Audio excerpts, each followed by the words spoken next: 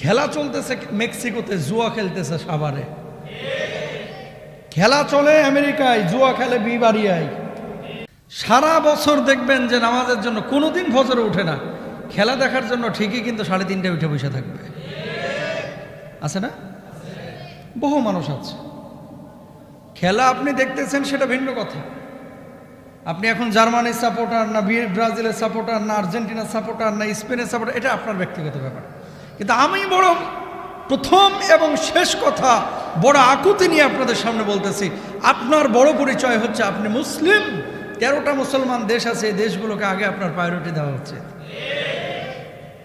খেলা মূলত আমার মাকসাদ না। মাকসাদটা কোন পয়েন্ট আপনাকে বুঝতে হবে। পয়েন্টটা হচ্ছে সারা বছর আপনি ফজরে একদিনও জাগলেন না, কিন্তু খেলার দিন আপনি 3:30টায় উঠে বসে রইলেন। কথা কয় না কেন? বুঝেন নাই?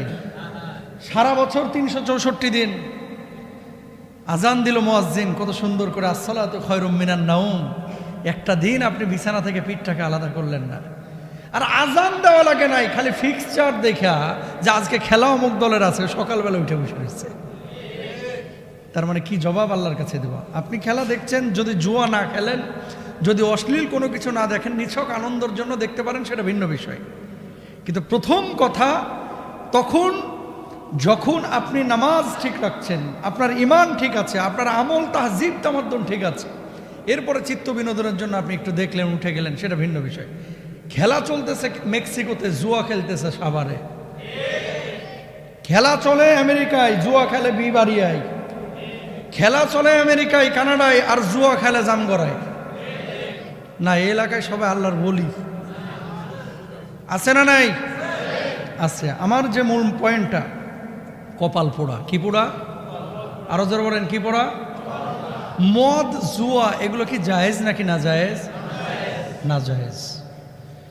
আল্লাহ রাব্বুল আলামিন এর জন্য বলেছেন, ইয়াসআলুনাকা আনিল খামরি ওয়াল মাইসির কুল ফীহিমা ইসমুন কাবীরু ওয়া মানাফিউ লিন-নাস।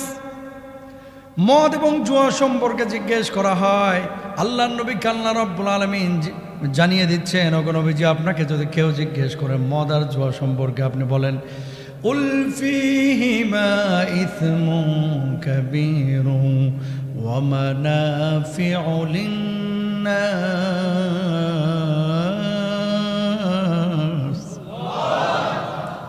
সাময়িকের মধ্যে উপকার আছে, কিন্তু অকল্যাণটাই বেশি। জুয়ানি যখন জুয়া খেলে, একদিন 500 জিতে, আরেকদিন 5000 হারে, শেষ পর্যন্ত বউয়ের গয়না চুরি করে, বউয়ের শাড়ি চুরি করে, মায়ের ছাগল চুরি করে বিক্রি করে। কথা বলেন ঠিক কেডা? প্রত্যেকটা জুয়ারি একই চরিত্রের। জীবনে কোনোদিন যেগুলো দেখি নাই, এখন দেখতেছি, শুধুমাত্র জুয়ারি আর নেশাগ্রস্তদের কারণে। হুন্ডা নিয়ে যাচ্ছে, ইট মেরে বাইকারকে ফেলে দিয়ে বাইক ছিনতাই করতেছে। জীবনে এগুলো কল্পনা করছেন? আর মৃত্যুদণ্ড রামিসা হত্যাকাণ্ডের এই 30 দিনের মধ্যে হয়ে গেল। আমি বলি সরকারের কাছে, এই ধরনের অপরাধের সাথে যা জড়িত, 30 দিন না 3 দিনের মধ্যে মৃত্যুদণ্ড কার্যকর করা দরকার। কল্পনা করতে পারেন যে অটোওয়ালা যাচ্ছে, তাকে ইট মেরে, ডাইরেক্ট ইট মেরে তারা ফেলায় দিয়ে অটো ছিনতাই করে নিয়ে যাচ্ছে, জবাই করে দিচ্ছে। বাইকাররা হুন্ডা নিয়ে যাচ্ছে, ইট মেরে ফেলায় দিয়ে নিয়ে চলে যাচ্ছে বাইক। এই যে একটু আগে, এই যে আমার এক দোস্ত, ফেসবুক ফ্রেন্ড, আজকের ঘটনা, আজকে না কালকে রাত্রে, ওই বাইক ছিনতাই করে নিয়ে গেছে। চিন্তা করেন কোথায় যাচ্ছে সমাজ? সমাজটা কোথায় যাচ্ছে? ক্ষমতায় আওয়ামী লীগ না বিএনপি না জামাত না জাতীয় পার্টি, ওটা বিষয় না। আমরা বাংলাদেশের সাধারণ মানুষ, আমরা চাই এদেশে মদ না থাকুক, আমরা চাই শান্তি শৃঙ্খলার মধ্যে কোনো চুরি ডাকাতি না থাকুক, ছিনতাই না থাকুক। যেখানেই ছিনতাই, পিটায় এগুলোকে পুলিশের হাতে তুলে দেওয়া দরকার। কথা বলেন দেখতে না? আমাকে ইট মেরে মেরে ফেলাইতেছে, আর এরা নিয়ে যে ওখানে জেলখানার মধ্যে 10 বছর রেখে দিতেছে, 5 বছর রেখে দিতেছে। প্রিয় ভাইরা আমার, কেন বললাম এই কথাটা? এই জামানার জন্য, এই দুনিয়ার জন্য মদ জুয়া হচ্ছে অভিশাপ। কি? যারা জুয়া খেলে, যারা মদে আসক্ত, যারা নেশা করে, যারা গাঞ্জাখোর, না রাষ্ট্রের কোনো উপকার তারা করে, না দিনের কোনো উপকার করে, বরঞ্চ রাষ্ট্রের জন্য হুমকি হয়, এলাকার জন্য হুমকি হয়, বাপ মার জীবনটাকে শেষ করে, সন্তান সন্ততিকে শেষ করে, নিজের বউ বাচ্চাকেও শেষ করে। কথা বলেন ঠিক কিনা? যার দ্বারা দেশের কোনো কল্যাণ নাই, যার দ্বারা দিনের কোনো কল্যাণ নাই, মানুষের কোনো কল্যাণ নাই, তোর বাইচা থাকা লাভ নাই, তুই কবরে চলে যা। কথা বলেন ঠিক কিনা? বুঝছেন তো কথাটা কি বলছি? যারা মদ খায়, মদের কারবার করে, এরা সমাজের দুশ্মন, এরা রাষ্ট্রের দুশ্মন, এরা এলাকার দুশ্মন। এই জন্য আপনাদেরকেও সচেতন হতে হবে। নো কম্প্রোমাইজ, জিরো টলারেন্স নিয়ে আসতে হবে, জিরো টলারেন্স। যে মদ জুয়ার ব্যাপারে কোনো ছাড় নাই। কারণ কি জানেন, এই ছেলেরা, যুবকরা, আমার উপর রাগান্বিত হয়ে লাভ নাই। কারণ একজন খতিবের দায়িত্ব এই সমস্ত আওয়াজগুলো এই আমানতের মেম্বার থেকে উচ্চারণ করা, নাহলে আমি আল্লাহর কাছে দায়ী থাকবো। আজকে দেখেন যারা চুরি করে, যে ছিনতাই যারা করে, আপনি কি মনে করতেছেন এরা কাচ্চি খাওয়ার লেগে ছিনতাই করে? গোশ দিয়ে ভাত খাওয়ার লেগে ছিনতাই করে? ম্যাক্সিমাম এই যে ডলাডলি, কথা কন না কেন, এই ছিনতাই করে হোন্ডা 50,000-এর বা 1 লাখ টাকার, বেচে 20,000-এ। আইফোন নিয়ে যায়, বেচে 1500 টাকায়। ওর কথা হচ্ছে আমার একবেলা ডলা পাইলেই হয়েছে। কথা কন না কেন? ওই বদমাইশ, তুই যে ডলার লাগে খাইলি, আরেকজনের জীবন তো তুই শেষ করে ফেলাইলি। তাহলে রাষ্ট্র এদেরকে কেন পালতেছে? সরকার বাহাদুরদের কাছে আমাদের অনুরোধ, প্লিজ কিছু ক্ষেত্রে নো কম্প্রোমাইজ, শক্ত আইন করেন। কোনো 30 দিন, 35 দিন, 3 বছর না, 3 দিনের মধ্যে এদের ফাইসালা করে মৃত্যুদণ্ড কার্যকর করে দেন। এবং সেটা চাই আমরা প্রকাশ্যে, সরকারের কাছে অনুরোধ। কারণ রাষ্ট্র তখনই সুশৃঙ্খল হবে। সাধারণ মানুষ কিন্তু 3 বেলা গোশ ভাত চায় না। সাধারণ মানুষ চায় নিরাপত্তা। সাধারণ মানুষ চায় আমার ছেলেটা, আমার মেয়েটা নিরাপদে বেড়ে উঠুক। সাধারণ মানুষ চায়, আমরা চুরি চাই না, ডাকাতি চাই না, মাদকতা চাই না, নেশা চাই না, সুশৃঙ্খল সুন্দর সমাজ আমরা চাই, তাই না ভাই? তাহলে কোরআনের আইন যতক্ষণ পর্যন্ত কায়েম না হবে, যতক্ষণ পর্যন্ত ইস্টাবলিশড বা বাস্তবায়ন না হবে, ততক্ষণ পর্যন্ত সমাজে শান্তি প্রতিষ্ঠিত হবে না। ওই মাদারীপুরের এমপি হানজালা সাহেব সংসদে উঠে পরশুদিন বলল কি, শেখার আছে এগুলো। মাদক যারা সেবন করে, আমরা একদিক থেকে ধরি, 3 দিন পরে আবার দেখি জামিনে বাইরে এসে আবার কারবার করে। দেশের শত্রু এরা। তাহলে আপনারও দায়িত্ব আছে অভিভাবক হিসেবে। আপনার দায়িত্বটা কি? কাঁচায় না নোয়াইলে বাস, পাকলে করে ঠাস ঠাস। এই যে ছোট বাচ্চাটা দেখছেন, এই বাচ্চাটাকে ছোট থেকে আপনার কিন্তু ওইভাবে বড় করতে হবে। অনেক বাবারা আছে, মায়েরা আছে, বাইরে এত ব্যস্ত, আমার ছেলেটা কার সাথে মিশছে, কোথায় যাচ্ছে, কি খেলছে, কার সাথে উঠা বসা করছে, এগুলো মোটেও কেয়ার করি না। যখন নষ্ট হয়ে যায় তখন 1 বোতল মাম পানি নিয়ে এসে হুজুরে কয়, হুজুর পানি পরা দেন। কথা কন্ডা খাটো। নষ্ট যাহার হয়ে গেছে, 18 বছর আপনি খবর নিলেন না। হুজুরের 1 ফুতেই যদি কাজ হয়ে যেত, তাহলে তো ফু মেরে হুজুর ক্ষমতায় আসতো। কথা কন্ডা খাটো। তো ফু দিয়ে সব কাজ হবে না। ফু হচ্ছে এটা জায়গা মতো দেওয়া লাগবে, সময় সাপেক্ষ ব্যাপার। যে অনুনাজ্জিলু মিনাল কুরআনি মা হুয়া শিফা, গোটা কোরআনটাই হচ্ছে শিফা। ফুৎকার দিব, অসুস্থ মানুষ সুস্থ হবে। এখন পুরা নেশাগ্রস্ত হয়ে গেছে, 18 বছর নষ্ট হয়ে গেছে সে, তারে 1 ফুতে কাজ হবে না। ওর ফু হচ্ছে ঝাড়ের বাঁশ দিয়া। কিসের বাঁশ? ঝাড়ের বাঁশ। আপনি আবার হাতে তুলে নেন না, এটা পুলিশের হাতে তুলে দিন, ওদের দায়িত্ব। কিন্তু আমরা যেটা বলতে চাচ্ছি, 3 দিনে আর 1 মাসে যেন জামিন না হয়। কারণ যত ছিনতাই, যত মাদকতা, যত ধরনের ডাকাতি, যত ধরনের চুরি, বুঝছেন, এই সব কিছুর মূলে কিন্তু নেশা। নেশা নেশা ছাড়া এভাবে মানুষ মানুষকে মারতে পারে না। কালকে একজন মেরেছে, পরশুদিন আপনার পালা, তারপরের দিন আমার পালা। কথা বলেন না কেন? তো বন্ধটা হবে কি? বন্ধটা হবে কবে? আপনার সামনে যখন আপনার বাচ্চাকে এভাবে মারবে, তখন কিন্তু আপনি বুঝবেন যে কি জ্বালাটা আপনার। এই জন্য আমরা চুরি, ডাকাতি, নেশা বাংলাদেশে আর দেখতে চাই না। আল্লাহ কবুল করুক, বলো না আমিন। শক্ত আইন চাই, মৃত্যুদণ্ডের আইন চাই। আমরা চাই এই বাংলার জমিনে, আল্লাহর জমিনে অন্তত কোরআনের আইন দিয়ে আল্লাহ রাব্বুল আলামিন এই সমস্ত জালেমদের, যারা চুরি করে, ডাকাতি করে, মাদকের কারবার করে, আল্লাহ যেন এদের বিচারের ব্যবস্থা করে দেন। সবাই বলে না আমিন। এবার আসেন প্রিয় ভাইরা আমার, কিছু গুনাহ আছে কবিরা গুনাহ, আর কিছু গুনাহ আছে সগীরা গুনাহ। ছোট গুনাহগুলো আল্লাহ রাব্বুল আলামিন তওবা করলেও মাফ করবেন, বড় গুনাহগুলোকে আল্লাহ রাব্বুল আলামিন তওবা করলে মাফ করবেন। এমন কিছু গুনাহ আছে হাতের গুনাহ, চোখের গুনাহ, শরীরের গুনাহ। আপনি যখন ওযু করছেন, ওযুর পানিগুলো যখন ছিটে আপনার গাল থেকে পড়ছে, গা থেকে পড়ছে, আমার নবী বলছেন কোন উম্মত যখন নামাজের জন্য পবিত্রতার জন্য ওযু করে আর ওযুর সঙ্গে যখন পানি এগুলো ছিটকে ছিটকে মাটিতে পড়ে, আল্লাহ রাব্বুল আলামিন সঙ্গে সঙ্গে ওর অঙ্গ প্রত্যঙ্গের ছোট গুনাহগুলোকে ঝেড়ে মুছে সাফ করে মাফ করে দেন। এটা হচ্ছে ছোট গুনাহ। আর বড় গুনাহ তওবা ছাড়া মাফ হয়, তওবা ছাড়া মাফ হয় না। এখন প্রত্যেকটা মানুষেরই আমাদের জীবনে গুনাহ হয়ে যায়, কারো কম গুনাহ হয়, কারো বেশি গুনাহ হয়। গুনাহ করার পরে আপনার কয়েকটি করণীয় কাজ আছে। এক নাম্বার হচ্ছে আবু যর গিফারি রাদিয়াল্লাহু তাআলা আনহু থেকে আল্লাহর নবী সাল্লাল্লাহু আলাইহি ওয়াসাল্লাম বলছেন, আবু যর গিফারি বর্ণনা করছেন হাদিসটি, তুমি যেখানেই থাকো না কেন আল্লাহকে ভয় করো, গুনাহের পরপর নেক কাজ করো। কি? গুনাহের পরপর নেক কাজ করো। আল্লাহর হাবিব বলছেন তাহলে নেকি গুনাহকে দূরীভূত করে দিবে। মানুষের সাথে উত্তম আচরণ করো। ওয়াখালিকিন নাসি বিখুলুকি হাসানিন। অন্য আয়াতে আল্লাহ রাব্বুল আলামিন বলছেন ইন্নাল হাসানাতি ইউযহিবিনাস সাইয়্যাত।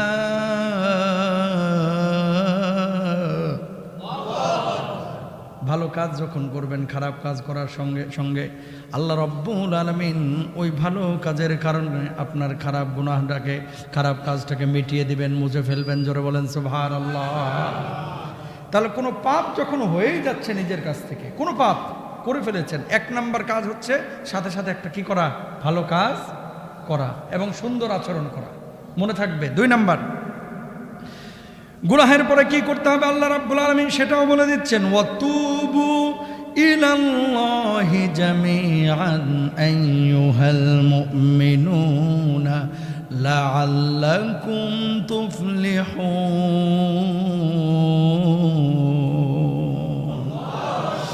মুমিনেরা তোমরা সকলে আল্লাহর নিকট তওবা করো যাতে তোমরা সফল কাম হতে পারো। গুনাহের করার পরে যে মানুষটি তওবা করে আল্লাহ রাব্বুল আলামিন তার উপরে খুশি হন। আর যে মানুষটা গুনাহ করার পরে গুনাহ মনে করে না, এর চাইতে আল্লাহর জমিনে কপাল পোড়ার বড় কেউ হতে পারে না। কথা বলেন ঠিক কিনা? গুনাহ করেছেন আপনি, গুনাহ করার পরে আপনি বলতেছেন যে ইস, শয়তানের ওয়াসওয়াসায় পড়ে করে ফেললাম, আমি তো এই গুনাহ করার মানুষ না। এই যে অনুতপ্ত, এরপরে কিন্তু আল্লাহর কাছে মানুষ মাফ চাই, জিনাটা করে ফেলেছে, আমার তো এটা করার কথা ছিল না। এরা হচ্ছে ভালো মানুষ। কেন ভালো মানুষ? একদিক থেকে এরা কপালওয়ালা। এই যে লজ্জিত হচ্ছেন, এটা কিন্তু তওবার দরজাকে উন্মুক্ত করতেছে। আর কিছু মানুষ আছে এরা কপাল পোড়া, যারা গুনাহকে গুনাহ মনে করে না। হক মারতেছে, সুদ খাচ্ছে, জিনা করতেছে, মদ খাচ্ছে, শরাব খাচ্ছে, জুয়া খেলতেছে, গুনাহকে গুনাহ মনে করতেছে না। আছে না এরকম? আছে। তো এরা হচ্ছে কপাল পোড়া। বিশাল আলোচনা আজকে, আসলে সংক্ষিপ্ত আকারেই বলি, ডিটেল গেলে পুরো আলোচনা করতে পারবো না, সময়ের প্রয়োজন। তাহলে আমরা কি করব? দুই নাম্বার কাজ গুনাহ করার পরে সেটা হচ্ছে তওবা করে নেব, আল্লাহর কাছে মাফ চাইবো, ক্ষমা চাইবো। সবাই বলেন ইনশাআল্লাহ। এরপর আসেন তিন নাম্বার আপনার কাজের কি করণীয় কি? গুনাহ করার পরে, গুনাহ করার পরে তিন নাম্বার কাজ হচ্ছে এই পাপের কথা কারো সামনে আলোচনা করবেন না। অনেকেই দেখবেন যে রাত্রেবেলায় আনন্দ পানি গলায় ঢালে আসে ফ্রেন্ডকে বলে, দোস্তরে রাত্রে যাই এনজয় করলাম, দোস্ত হেভি মজা করছি ফ্রেন্ডরা মিলে। কি? নৌকা নিয়ে ওই পানির মধ্যে গেছিলাম। ওই যে কি বলে এটারে, আপনাদের বেরিবাদের আশপাশে দেখবেন নৌকা নিয়ে অনেকে কোমর দুলায় দুলায় নাচে। আর মাঝ নদীতে গিয়ে ফেন্সিডিল খায়, অনেকে আছে নেশা করে। তো পাপ নিজে করেছে, আবার আয়সা আরেকজনের সাথে ঘোষণা করে যে আমি পাপটা করছি। খবরদার, কোনো পাপ করার পরে কখনো কোনো মানুষের সাথে শেয়ার করবেন না। ইনশাল্লাহ বলেন। আল্লাহ কিয়ামতের ময়দানে বান্দাকে মাফ করতে চাইবে।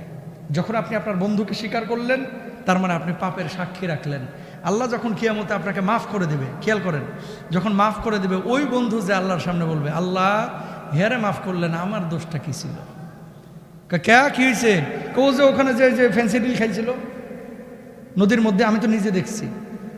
তো আপনি পাপের সাক্ষী কেন আরেকজনকে করবেন? এর চাইতে বোকামি পৃথিবীর বোকা আর একটাও নয়, ঠিক কিনা? তাহলে এটা করবেন।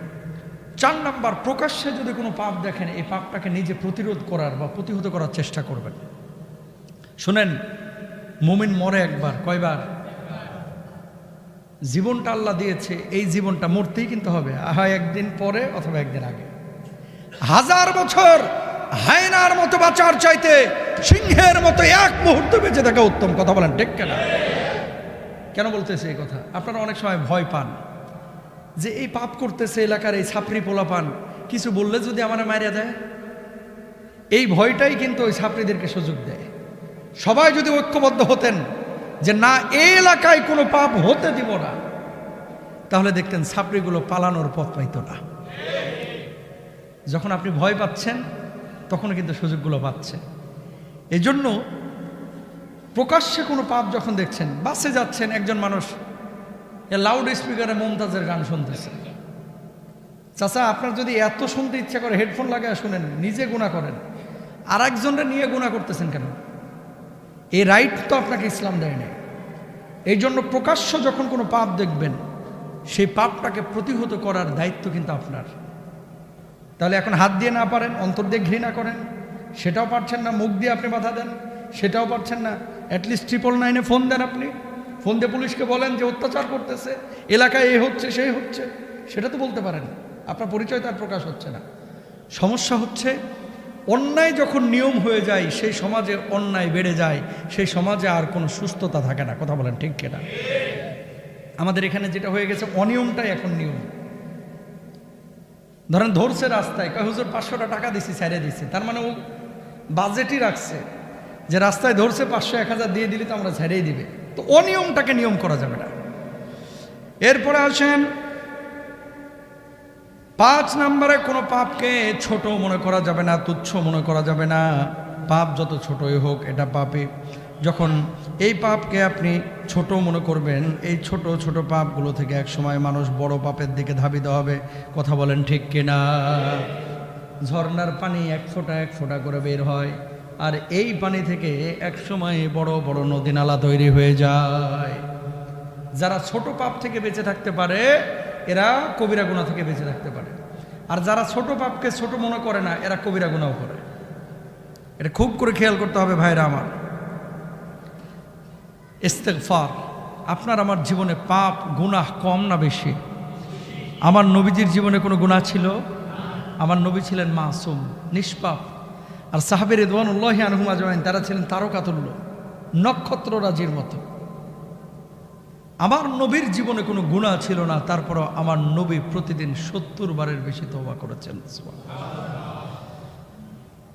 আমার নবী কি বলছেন? ওয়াল্লাহি ওয়াল্লাহি ওয়াল্লাহি লা আস্তাগফিরুল্লাহ ওয়া আতুবু ইলাইহি ফিল ইয়াউমি আকসারা মিন 70 মাররাতান।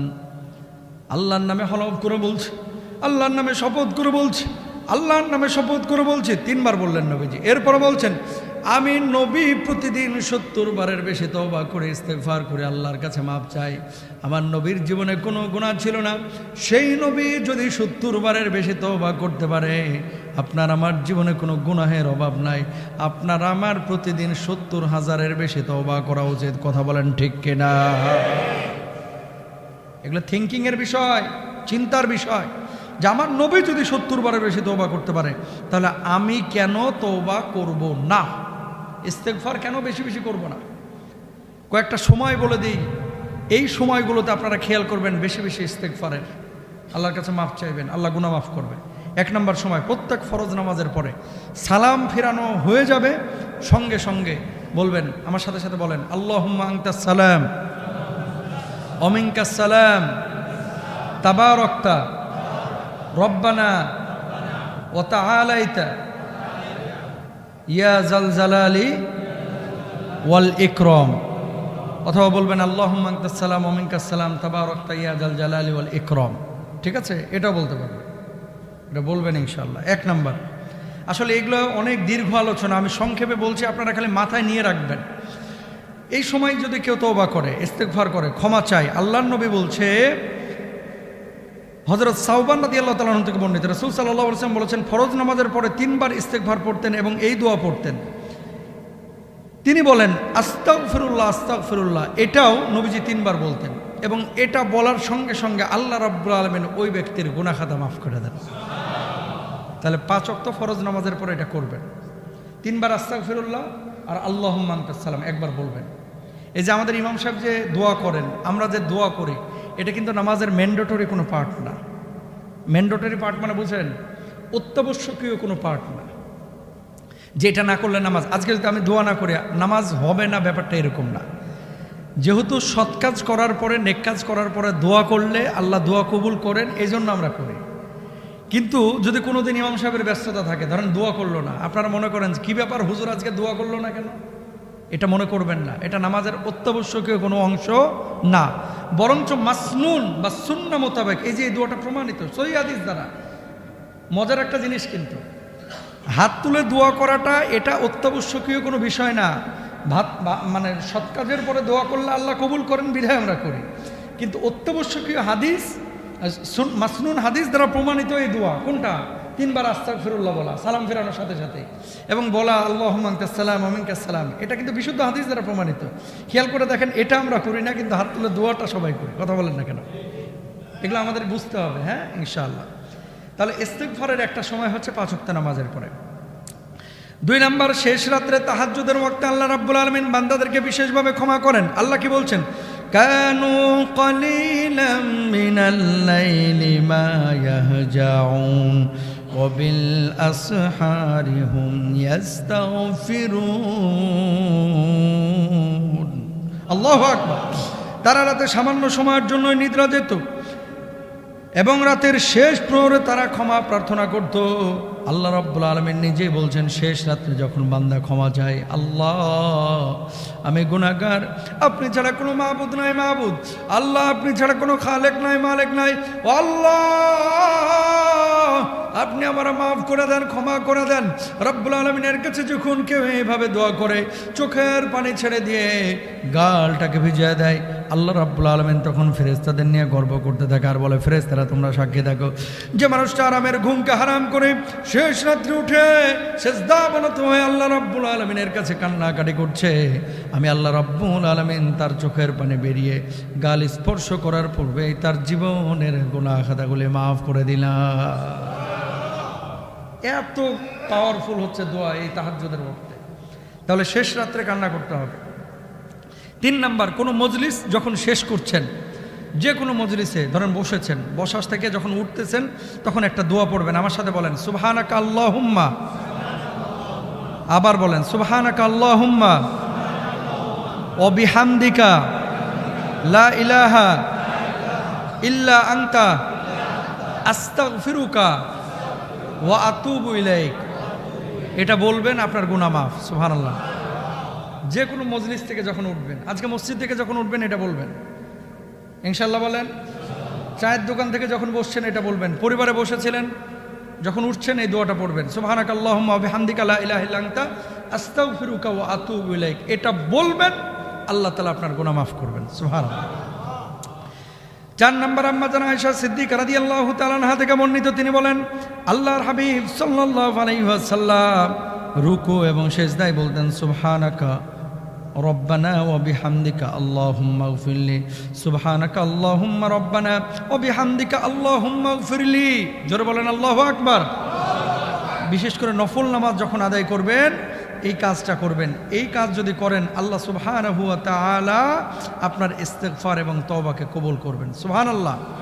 তাহলে কয়টা পেলেন? 4টা। এবার আসেন 5 নাম্বার, কোন সময় ইস্তিগফার কবুল হয়? সালাম ফেরানোর পূর্বে আমরা পড়ি না দোয়া মাসুরা, আল্লাহুম্মা ইন্নী যালামতু নাফসি যুলমান কাসীরা ওয়া লা ইয়াগফিরুয যুনুবা ইল্লা আনতা। এটা কিন্তু গুনাহ মাফের জন্য করি। এই দোয়া মাসুরা আমরা করি হচ্ছে ইস্তিগফারের জন্য, আল্লাহর কাছে ক্ষমা পাওয়ার জন্য। তো এটা যদি করেন আপনাকে আল্লাহ তাআলা মাফ করবেন। নবীজি দোয়া করতেন সবসময় আল্লাহুম্মা ইন্নী যালামতু নাফসি, এভাবে পড়তেন না, কখনো কখনো পড়তেন আল্লাহুম্মা গফিরলি মা কদ্দামতু ওয়া মা আখারতু ওয়া মা আসরারতু ওয়া মা আ'লানতু ওয়া মা আসরাফতু ওয়া মা আনতা আ'লামু বিহি মিন্নী আনতাল মুকদ্দামু ওয়া আনতাল মুআখার লা ইলাহা ইল্লা আনতা। এটাও কিন্তু নবীজি পড়তেন। তো আপনি দোয়া মাসুরা পড়েন, দোয়া মাসুরাই পড়বেন, ঠিক আছে? এটাও কিন্তু হাদিসের মধ্যে আছে। 6 নাম্বার, কেউ যখন নতুন মুসলমান হয়, নতুন মুসলমান হওয়ার পরে এভাবে ইস্তিগফার করবে, আল্লাহুম্মা গফিরলি ওয়ারহামনি ওয়াহদিনি ওয়ারযুকনি। আল্লাহ রাব্বুল আলামিন তার গুনাহ খাতাগুলো মাফ করে দেবেন। জোরে বলেন সুবহানাল্লাহ। ভারতে একজন যুবক মুসলমান হয়েছে, এখন প্রকাশ হয়েছে। বাবা ছিল সেরা ধনীদের একজন গোটা উত্তরাঞ্চলে, মানে কোটি কোটি টাকার মালিক। এই ছেলের নামে মামলা করেছে, ছেলের বাপের নামে আর তার ওয়াইফের নামে। মামলা করার পর আদালত পর্যন্ত গিয়েছে। এর নাম কি? আয়েশ মালিক, এখন নাম হচ্ছে আলী, মোহাম্মদ আলী। তো এই ছেলেটা 15 বছর আগে ইসলাম কবুল করেছে, বিয়ে করেছে 7 বছর আগে। কোনো দিন তার বউকে কারোর সামনে নিয়ে আসে নাই।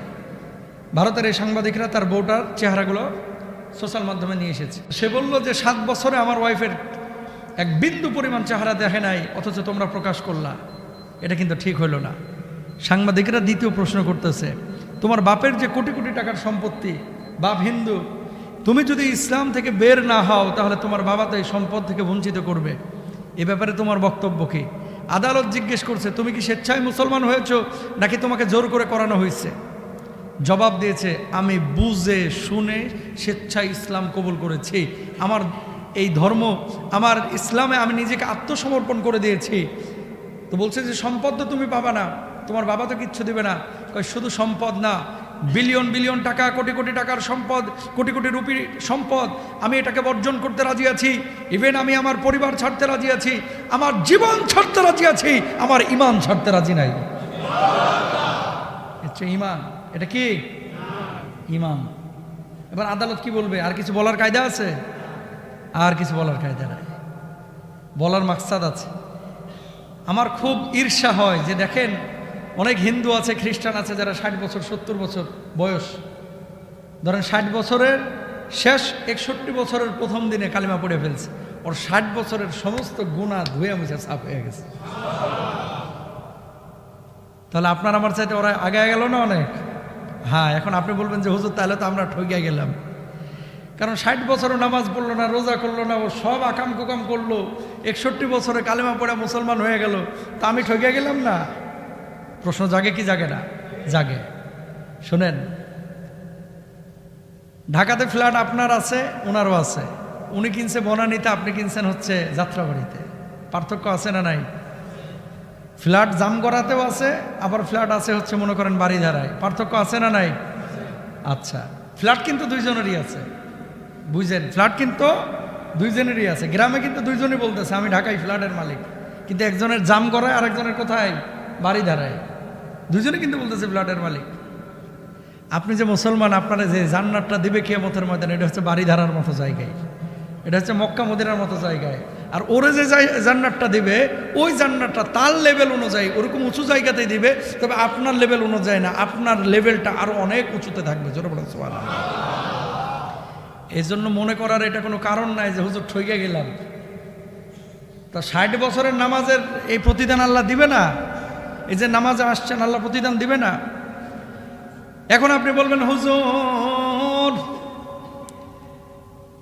ইউরোপ আমেরিকার কাফের বেঈমানরা তো ঈমানই আনে না, এরা তো আমাদের চাইতে অনেক ভালো আছে, খাইতেছে ভালো, পড়তেছে ভালো, ভালো ভালো দামি দামি গাড়ি চালাইতেছে, আমি তো একটা অটো কিনতে পারলাম না।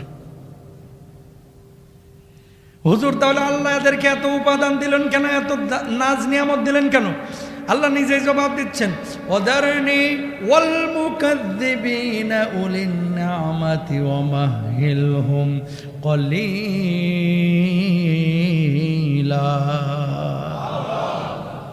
আল্লাহ সামান্য সময় এদেরকে ছেড়ে দিয়েছে। কেন? দুনিয়ার নাজ নিয়ামত তারা ভোগ করুক, কারণ কি আখিরাতে তাদের কোনো প্রতিদান সেদিন থাকবে দৌড়ের ওপরে। বুঝেন কথা? এই জন্য কাফের বেঈমানের নাজ নিয়ামত দেখে কখনো হতাশ হওয়া যাবে না, হতাশ হওয়া যাবে না। শুনেন, এদেশে আমরা হিন্দু ভাই বোনদেরকে যতটা ভালোবাসি, ভারতে আমাদের মুসলমান ভাই বোনদেরকে ওরা এতটা ভালোবাসেন না। এটা অস্বীকার করার সুযোগ নেই। এই যে পশ্চিমবাংলায় শুভেন্দু, এই লোক আসার পরে মুসলমানদেরকে মানে একবারে ঢালাওভাবে দাদার জন্ম সনদ, দাদার ওই কি আইডি কার্ড, এগুলো নিয়ে আসো যে তুমি এই দেশের নাগরিক। ওদের ধারণা সব মুসলমান বাংলাদেশ থেকে গেছে। এটা ভালো বুঝো, ওটা ভালো বুঝো না যে করিমগঞ্জ তো আমাদের ছিল, আসাম তো আমাদের ছিল, ওই পশ্চিমবাংলা তো আমাদের ছিল। ঠিক আছে, মুসলমানদেরকে আমাদের দিয়ে দাও, ওই জায়গাগুলো আমগো দিয়ে দাও। ঠিক না? শুনেন, কোনো মুসলমান তার ইসলামের কারণে যদি কোনো জায়গায় বিপদে পড়ে, আপনার আমার দায়িত্ব হচ্ছে তাদেরকে সমর্থন দেওয়া। এই যে 7 দিন 8 দিন 10 দিন ধরে শূন্য রেখায় পড়ে আছে মুসলমান ভাইয়েরা বোনেরা, সরকারের কাছে অনুরোধ করব তদন্ত করে দেখেন, ও যদি বাংলাদেশের প্রমাণপত্র দেখাইতে পারে এদেরকে ঢোকায় দেন বাংলাদেশে, তারা আমাদের ভাই, ঠিক না? আর যদি ওপারের হয়ে থাকে তাদেরকে ওপারে দেন। কিন্তু আল মুসলিমু কা জাসাদিন ওয়াহিদ, সারা পৃথিবীর মুসলমানরা হচ্ছে একটা দেহের মতো, ঠিক আছে? একটা দেহের মতো।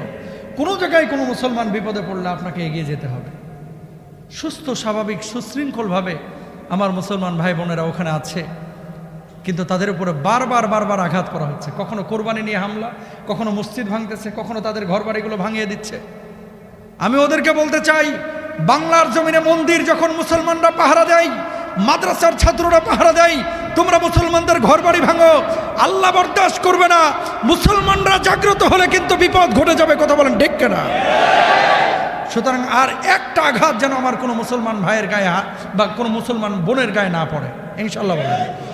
আল্লাহ ওদেরকে হেদায়েত দান করুক, সবাই বলেন আমিন। কষ্ট লাগে, এদের নিয়ে কেউ কোনো কথা বলে না, এরা মজলুম। গাজা নিয়ে কথা বলেন, বার্মা নিয়ে কথা বলেন, কাশ্মীর নিয়ে কথা বলেন, কিন্তু পশ্চিমবাংলার ভাই বোনদের পক্ষে কথা বলা শোনা যায় কম। কথা বুঝছেন? এখন কি হবে? আমার কথায় কি শুভেন্দুর মানে কোনো কিছু হবে? হবে না। আওয়াজ তোলা, প্রতিবাদ করা, এটা আমার ইমানি দায়িত্ব। তাহলে আমাদের ভাই, এপারে হিন্দুদেরকে আমরা যেরকম ভালোবাসি, মায়া করি, আরে আমি নিজে এবার কোরবানিতে কত হিন্দুকে গোশত দিলাম, তো যদি তাদের প্রতি আমার বিদ্বেষ থাকতো আমি কি গোশত দিতাম? আপনারা কি হিন্দুদেরকে ভালোবাসেন না? খ্রিস্টানদেরকে ভালোবাসেন না? আমরা সকল অমুসলিমদেরকে ভালোবাসি, তাদের সামনে ইসলামের সৌন্দর্য তুলে ধরি, কিন্তু ওপার বাংলায় যেগুলো হচ্ছে আসলে এগুলো আমরা কামনা করি না। আল্লাহ ওদেরকে বুঝদান করুক, বলে না আমিন। তো যেখান থেকে কথাটা আসলো ভাই, সেটা হচ্ছে এবং ইস্তেগফার করলে আল্লাহ তাআলা তার জীবনের গুনাহ খাতাগুলো মাফ করে দেন। আর 7 নাম্বার, যে কোনো নেক কাজ শেষে ফাসাব্বিহ বিহামদি রাব্বিকা ওয়াস্তাগফির। একটু আগে যেটা বলেছিলাম যে আপনার,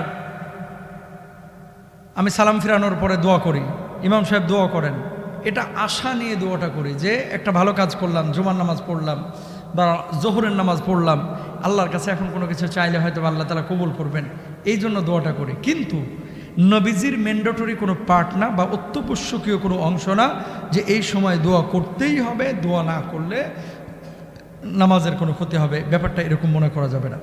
আর এটা নিয়ে বাংলাদেশে কিন্তু ঠোকাঠুকি আছে যে ওই হুজুর দোয়া করে, ওই হুজুর দোয়া করে না, তার মানে ও না আহলে হাদিস।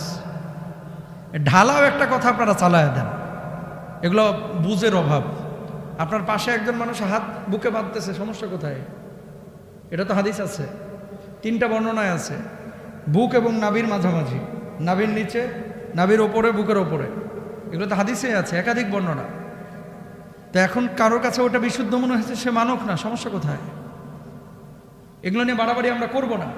একজন জোরে আমিন বলেছে আর আপনি বাঁকা চোখে তাকে দিচ্ছে, কে রে? কেন?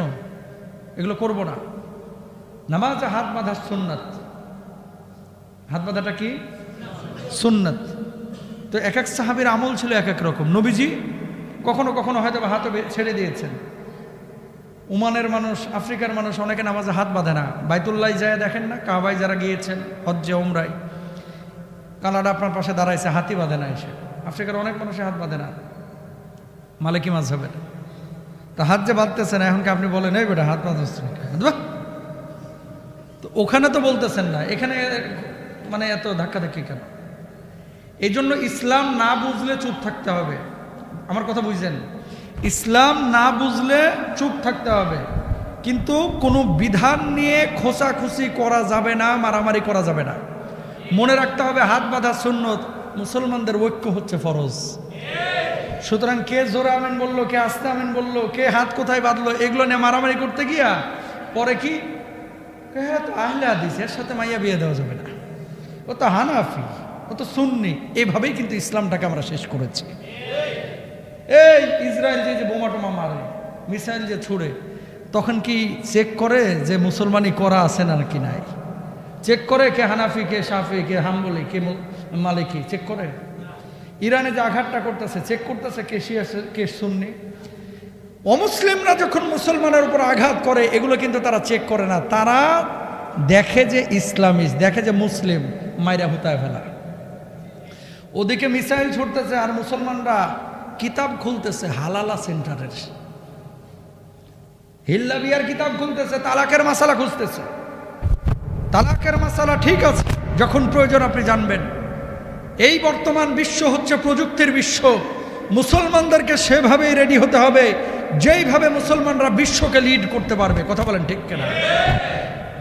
সারা দুনিয়ার জ্ঞান বিজ্ঞান অমুসলিমদের দখলে, আর মুসলমানরা এখন খাচ্ছি দাচ্ছি ঘুমাচ্ছি, আমি তো ভালোই আছি।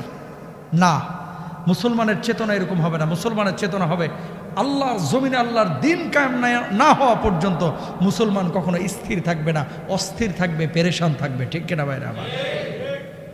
কতটুকু কন্ট্রিবিউশন আপনার আমার? কতটুকু বলেন? কি নিয়ে যাচ্ছি? আপনি 24 ঘন্টার মধ্যে আল্লাহর জন্য ফিকির করতেছেন সর্বোচ্চ 1 ঘন্টা, তাও নামাজ।